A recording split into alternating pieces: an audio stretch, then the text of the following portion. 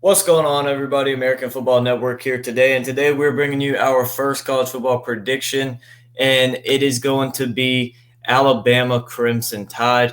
But before we get started, make sure you guys like and subscribe. Comment your thoughts and opinions down below. Help us reach our goal of 850 subscribers by the end of May. That's what we're shooting for. We are currently 10 away.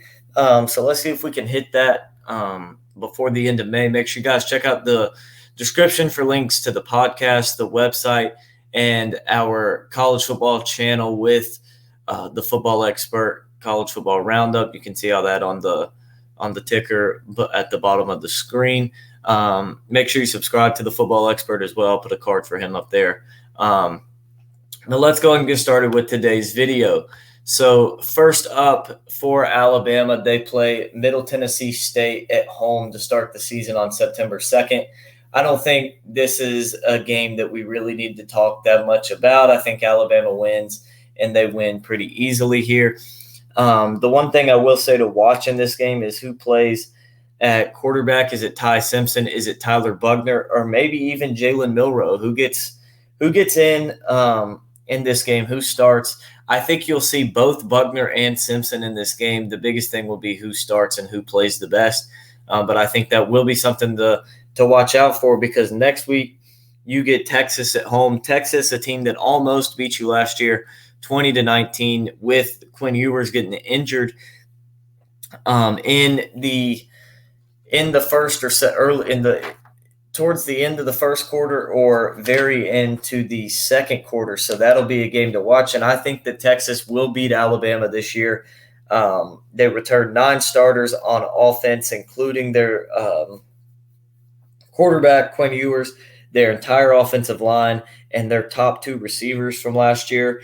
The big one, Xavier Worthy. Quinn Ewers, not only in his second year, but if he stays healthy this year, I think that that they win this game. They do lose their top 2 running backs, but Jonathan Brooks will be in. He's talented.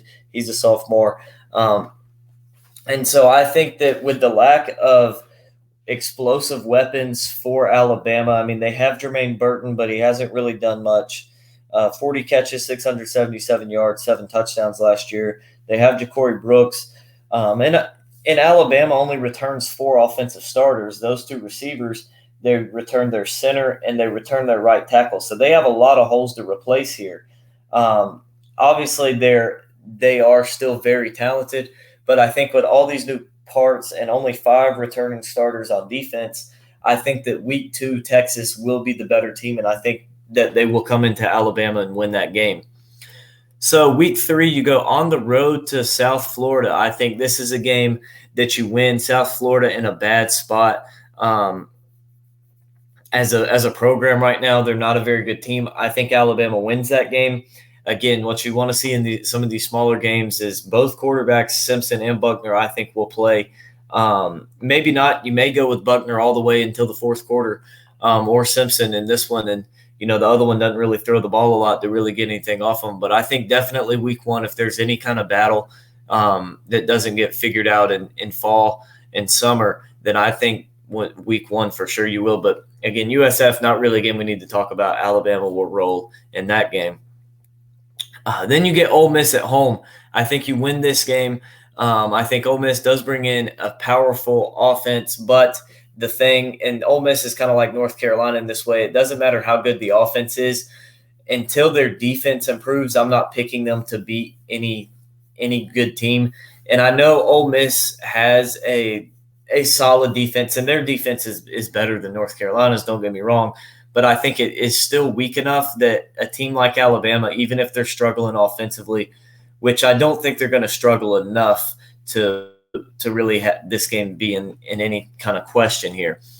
But then you go on the road to Mississippi State, and Mississippi State is a team who I think Alabama will lose to. I think they'll lose 2 games this year, Texas at home, and I think they'll lose at Mississippi State. And I think they lose 2 games in the first 5 that they play, because I think that early on in the season, Texas, I think Texas, like I said, is the better team in that game. Then you play at Mississippi State. One, you're going on the road. That's a tough place to play. Two, they will have the better quarterback, regardless of who Alabama's quarterback is, in Will Rogers, and they will have probably the better offense in that game, and their defense is better than Ole Miss's defense, and it's good enough to withstand Alabama's talent on the offensive side of the ball. So I think the Mississippi State wins this game. I think it's close, but I think they win the game. Then you go on the road to Texas A&M. I think you win this game, um, even though A&M is a very talented team. I still think there's a lot of question marks around them more than Alabama, and I just don't know how good A&M is going to be. But even if A&M is a good team, I still think that Alabama will beat them. I think at this point in the season, in your sixth game of the year, I think that you've kind of figured things out by that midseason point, and I think that Alabama will be good by then, and I think that they will beat A&M. Then you get Arkansas. This is a game I could see you losing, but I think that you'll win. As this is going to be, it looks like the screen says homecoming for for Alabama. And I just think that Alabama is, like I said, they're going to be good enough at this point to beat these teams. I think Arkansas brings some challenges with obviously the better QB in KJ Jefferson, but I just don't know if Arkansas will be able to hold up against Alabama.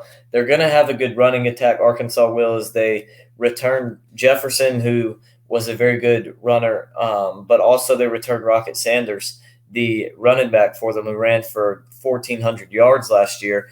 But the biggest thing for Arkansas is that they do not return any receiver. Sanders is actually their leading returning receiver. They only return 4 on offense, 4 on defense. I think they have a lot of holes to fill. And I think that Alabama just talent-wise outbeats them in this game, and it's a home game for Alabama. Then you get another home game, and you get Tennessee at home. I have them winning this game. It's a game that I definitely could see them losing, but I do think they win because for 2 reasons. One, I think they have more talent than Tennessee, and 2, Tennessee doesn't show up for these big games a lot of times. I mean, I know they definitely did last year, and they knocked Alabama off, but that was also a home game for them. They struggle in big road games, or at least have under Heupel. And so I think that they will lose this game, and Alabama will pick up another W to get them to 6-2. Then you get a bye week. Then you get LSU at home. This is going to be one of the biggest matchups of the season, but I think Alabama comes away with the win. Again, it's hard to beat a Nick Saban Alabama team 2 years in a row. I think that's going to be something that Tennessee and LSU have a hard time doing. Jaden Daniels obviously will be the best quarterback in this game, and that could help. But I just think that Alabama is a better team at this point in the season than LSU will be. Or I think they're pretty close, and given it's a home game for them, I think that they will do better. And I think Alabama will get the win. But again, it's a game I could see them losing, but I don't think Alabama and Nick Saban are going to lose this game. Then you go on the road to Kentucky. This could be a tough game depending on how Kentucky fares and how Devin Leary does in that system. But I think that Alabama gets the win here. I just think, kind of like with Arkansas, yeah, they're playing a good team and a good team on the road in this matchup. But Alabama, just talent-wise, is so much better than Kentucky. I don't think Kentucky's going to be able to hang with them for 4 quarters. Maybe it's a game Kentucky may even have the lead after halftime, but for 4 quarters, I just don't see Kentucky's talent being able to compete with Alabama. Then you get Chattanooga. Again, not really a game that I think really we need to talk about a lot. Obviously, Alabama's going to win, and they're going to win big in this game. I think that the backups will get a lot of playing time in this game. And I think it's a nice game before you go on the road to Auburn. And I think that you pick up the win there. Auburn is just a dumpster fire. They get Hugh Freeze, so they may start climbing up, but they didn't get their quarterback until a few weeks ago in Peyton Thorne. I don't like that, getting a QB after spring. That already puts Auburn at a disadvantage. They don't match up well with Alabama talent-wise. And I think Nick Saban will get his 10th win of the season here with Alabama. And I think Bama goes 10-2, and they go 7-1 in the conference. So that wraps today's video up.